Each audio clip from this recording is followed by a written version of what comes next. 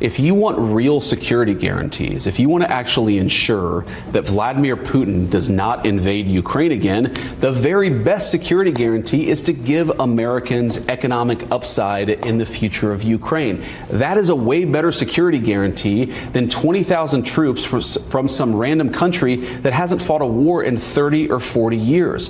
The security guarantee and also the economic guarantee for Ukraine is to rebuild the country and ensure that America has a long-term interest. We need to bring this thing to a peaceful settlement. The president was trying to do that. He'll continue to try to do that. But you've got to have two to tango.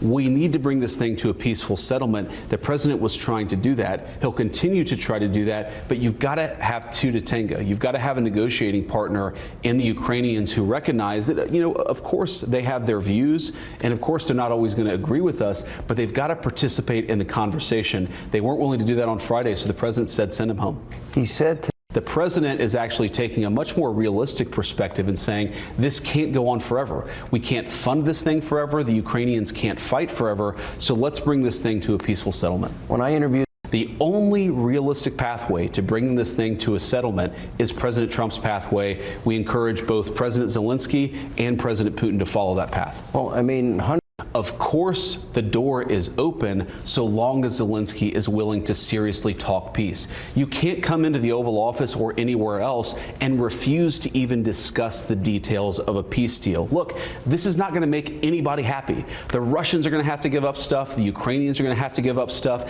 You can't come to the Oval Office and say, give us security guarantees. We won't even engage with you about what we're willing to give up. That's been the Ukrainian posture. When that posture changes, as President Trump said, when they're willing to talk peace, I think President Trump will be the first person to pick up the phone. well, I got to imagine that, look, if you want real security guarantees, if you want to actually ensure that Vladimir Putin does not invade Ukraine again, the very best security guarantee is to give Americans economic upside in the future of Ukraine. I honestly don't care what the Europeans say in public. What I care is what they say in private, and what they need to be saying to President Zelensky is this can't go on forever. The bloodshed, the killing, the economic devastation, it's making everyone worse off. The only pathway to, I think, back to peace and prosperity is what the president is trying to accomplish.